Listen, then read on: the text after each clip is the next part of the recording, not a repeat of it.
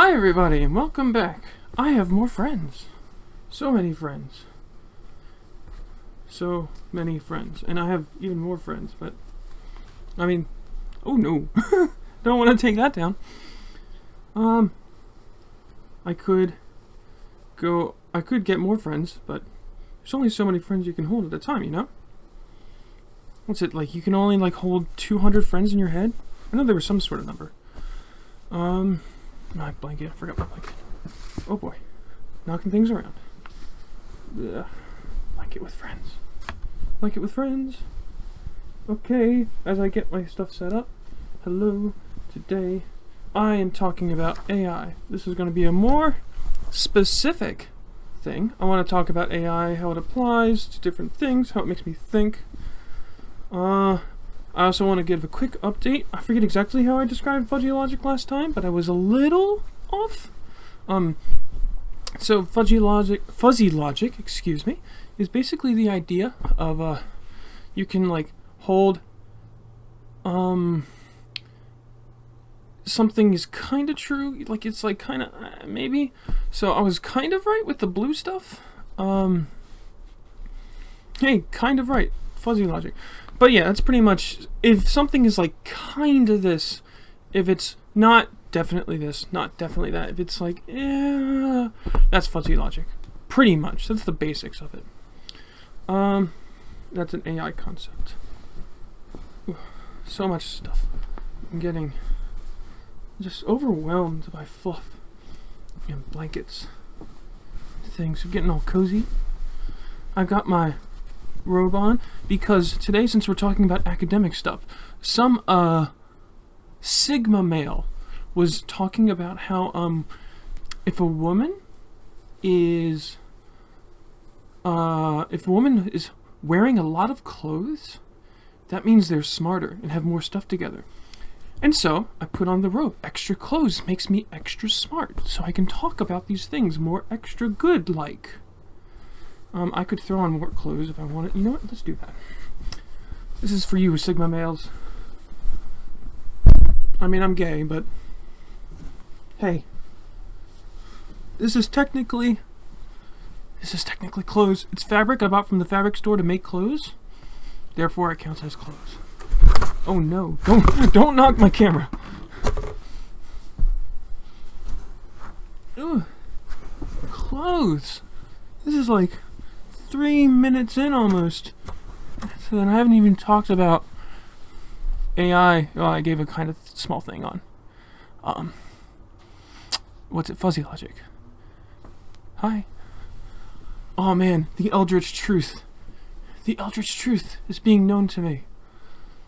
You can't even see my eyes. I'm trying to see the camera. Okay.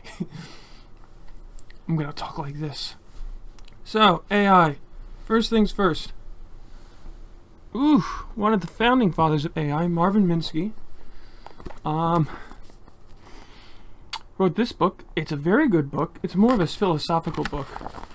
As you can see, it's not as academic. Wow, this light. Light on a white page. Oh boy. Well, I'm going to see if I can get a good... Yeah, you can see it's not as academic. It's more just thoughts on things. Each chapter is a page long. So it's all pretty easy to understand. But it's also kind of dense. I haven't read all the way through the book. The person who recommended that book to me, a very smart person who works in very big places, said that you treat that book more like something like the Bible. Oh shoot, I'm not supposed to see my eyes. Right. The more I'm covered up, the more in control and intelligent I am. So if you can't see, that makes you so much smarter. But yeah, he said it's more like the Bible, or one of those books, not a book you read through. It's one where you just kind of skip the book. Flip. 6.6 Momentary mental time. What do you think you're thinking now? And so on. I'm not going to read the whole thing. Anyway, book. Good. This is not going to be the last video on this type of stuff because there's so much to go over. I've gotten things to write down. Still can't find that marker for the whiteboard, so we had to settle for this, but this is like really hard. I figured that you can put it over here. You can see it best. Wait, where is it? Come on, I had a good sweet spot before. This is awful. You know what, I might just use the marker. You can barely see the pen, at least from my video feed. Anyway, so as I am start with my friends, we are becoming an eldritch mess of stuff. It is actually really nice. This feels so nice. Anyway, I've been rambling and going over this and that. Let's get into it. Let's actually get into it. Come on. All right. Marker, paper, friend. Sorry, Gengar. So what is AI? There's a lot of ways to think of AI.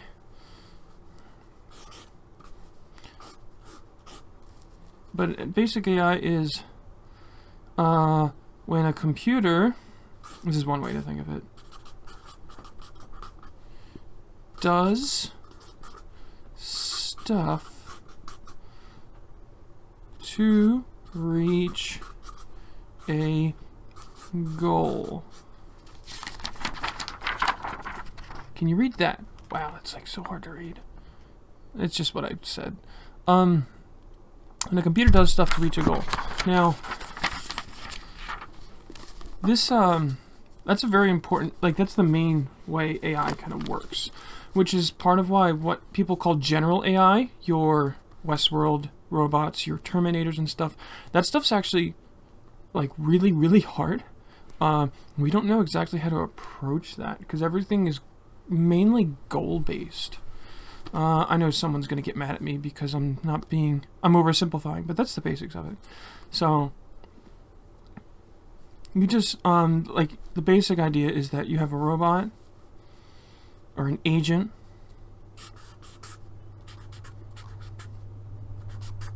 in a room,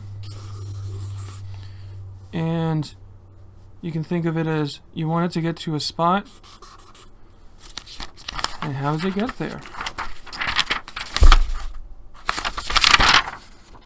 Oh, you can see that one pretty easily. How does it get there? Well, there are so many different approaches. This stuff gets hard. This stuff gets hard really quickly. How does it move? What can it see?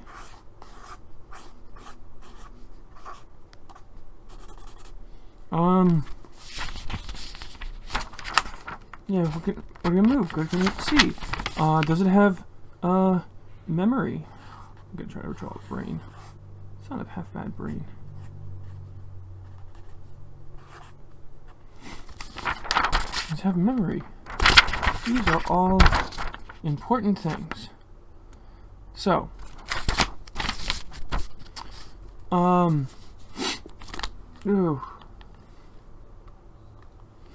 The important thing is you need to have a goal. Now, things can get, I don't want to get too into weeds about this right now, because I want to go further in the future about real specific stuff, like maybe I can teach you how basic machine learning works with a perceptron. Got a graph here, got a separator.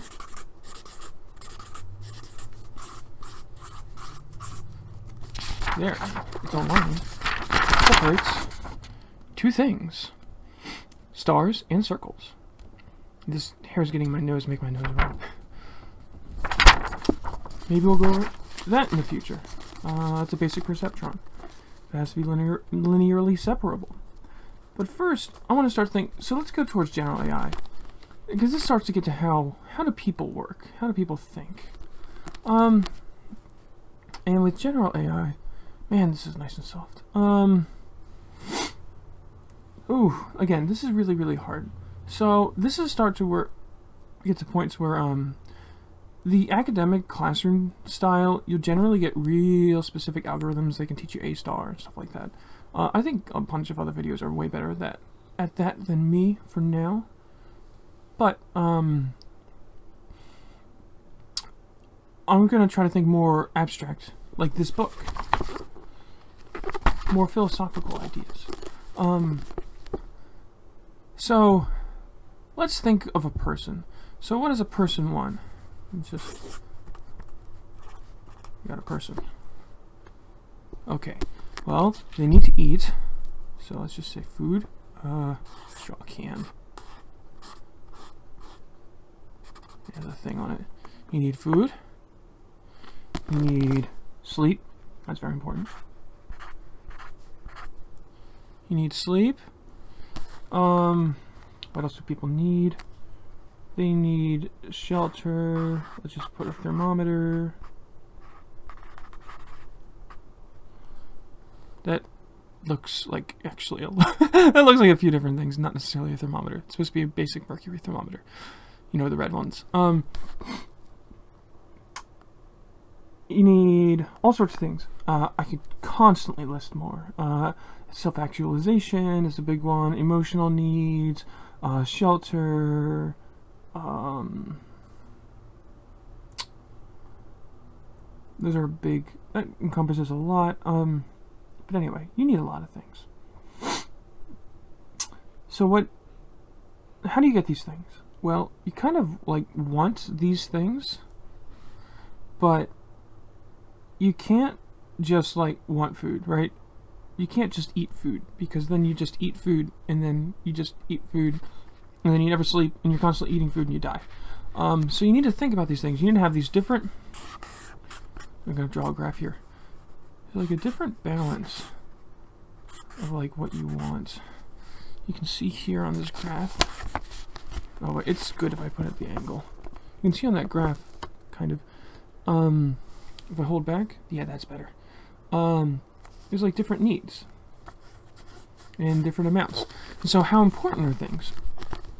So it's really actually quite easy with this approach.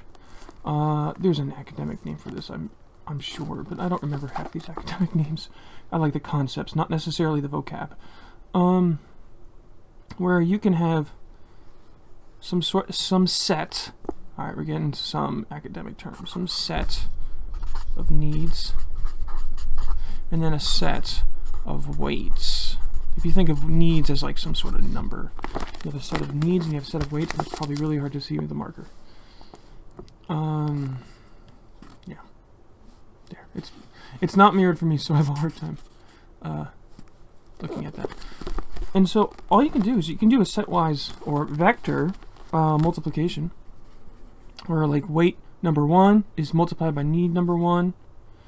Need 1 times weight 1 equals current want number 1. Yeah. Man, I need to figure out how to do this better. But you can see that's need number 1 times weight number 1 equals current want number 1. And you can do that for every single one. And so what you can do, you can visualize there, so the need is like whatever the base need is, calculated however you do it. And then the weights are how important is that right now? Those weights can be changed. And then once you multiply each respective need with its respective weight, which is a kind of vector multiplication, then you get a bunch of wants, and then whichever one is the most important, that's the one you go for right now. Yeah. And that's how you balance all these different things. That's a really basic way of balancing different things. That's a very, very, very important concept. That's something I think about a lot. Because, now let's bring it over to Soulcalibur. Let's see if I can,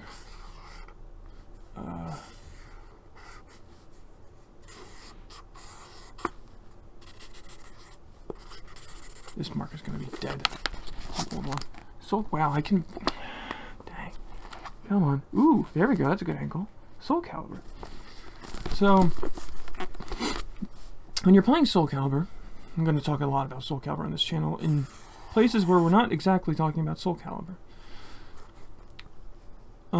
Sometimes you want to have like, let's see, there's step killers,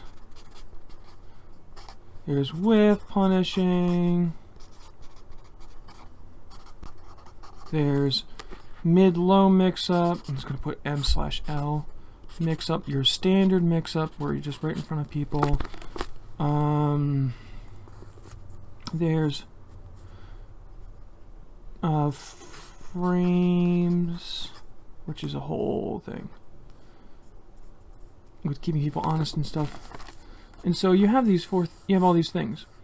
And then you have to think about, well, when I'm playing the game, if you really, really want to get down academically, because a lot of people, they can just play this stuff instinctively. And that's fine, but we're talking about it academically. So we have all these things. I mean, there's so much more than just these four, but I didn't want to take forever listing things. You have these things, and you want to figure out, well, what's important? Why is it important? If like, you're right here, I'm just gonna put little squares for people. If you're right here versus if you're right here, wow, those are totally different squares. I'm gonna separate that. So if you see, come on, where's that good angle? There it is. No, I don't get the thing in the bottom right. Okay, so if you see down here, so up here, you got these squares, they're real close to each other, and these squares are further apart. How you weight these depends on how close you are and how far apart you are, and all sorts of different things. Are you close to the ring edge? Are you close to the wall? Are you in the middle of the stage? Are they playing Tira? Are they a dirty Amy player? Are they a really sad Astaroth player? Well, then you're gonna have to weight these things differently. And you got to think about what is important at the time. This is also why video game AI gets really hard. What's important right now? What I want to focus on? And I'm not even considering how you need to balance, replicate human behavior. That's a whole nother thing. Because a lot of AI is quick enough, it can just, boom. If I do this, you can't see that coming. You can't really do anything about it. But an AI sees it like this, and they can just be like, boop, stop. They cheat. But that's not what I'm talking about here. So all these different things you have to balance, and then it gets updated on the fly. So if this person starts, like I was playing Incendiate during the first Boominati match, and then a bunch of my dudes were saying, hey, watch out, you're getting stepped a lot, start throwing out step killers. So in my theoretical head, I just put the step killer weight up to 1,000,000, and so I start going for my step killing moves, and immediately he starts getting hit constantly. I'm doing great. But then he adjusts, and I didn't adjust properly enough. I didn't bring that weight down enough, and so I did worse. And so a good AI should theoretically be able to see how things are changing, not just the state, the literal position of things, but also the behavior, the past behavior of what the opponent was doing, and how that is going to affect things. How should they do stuff? Yeah, and it's really hard. I'm trying to think. You can also have so there's different things. So there's one model which I just went over, which just takes, bring this one back. It takes whatever the top is, and it's like, okay, this top one, this is the highest one. This is what we're going to focus on. Okay. So that's like one basic model. Come on, give me the lighting. There we go. That's one basic model. But then another model you can take is, let's do a random sample to kind of throw things for a loop. So to get some specific numbers on this, let's say you have 3 things, equally weighted. So they're all of equal importance. Which one do I choose to go for? Well, if you roll a 6-sided die, you can go 1 and 2 is 1, 3 and 4 is 2, 5 and 6 is 3. And then if things change, so it's like, okay, now I want to have the third item is a value of 4, the first item is a value of 1, and the second item is a value of 1. And so then you would make it a 1 equals 1, a 2 equals 1, and then 3 through 6 equals 3. And that's how you can change things. So the difference between the just choosing the maximum, like here, and then a random distribution, is in that situation where you have a 4 versus 1 versus 1. Where is it? If you have a 4 versus 1 versus 1, then in the maximum, you just choose the 4. Just choose that. Just go with it. But in a randomized chosen one, a randomly chosen one, then you'll probably still choose the 4, but now you have a chance of choosing the other ones. And you never did before. So that is a little more computationally expensive, and it doesn't fit the model in your head, or the AI's head, as closely. It's like, hey, this model might be wrong. Let's try some other stuff. So this is in a way kind of a more humble model, because there's the basic model, max, take the max, I'm right, do the thing. And then there's the more humble model, I'm probably right, but I might be wrong. Let's try these sometimes. They're different approaches for different times, like have different importance. So that's a real basic overview of a lot of stuff I think about with AI. And this goes into, as you could see with the examples, not just literally coding AI. I actually barely ever code AI. But I think about these things to then analogize into other things that I am doing.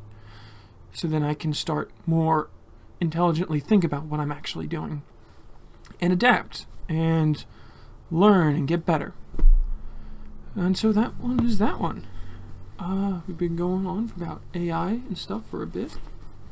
Read the book. I am going to crumple over into a heap. I'm just too smart for you guys. I'm sorry. You're just not worth my time. I'm above you. I'm just so much better. Trans supremacy. I'm sorry. But I just have too many clothes on. Means I'm smart. Goodbye.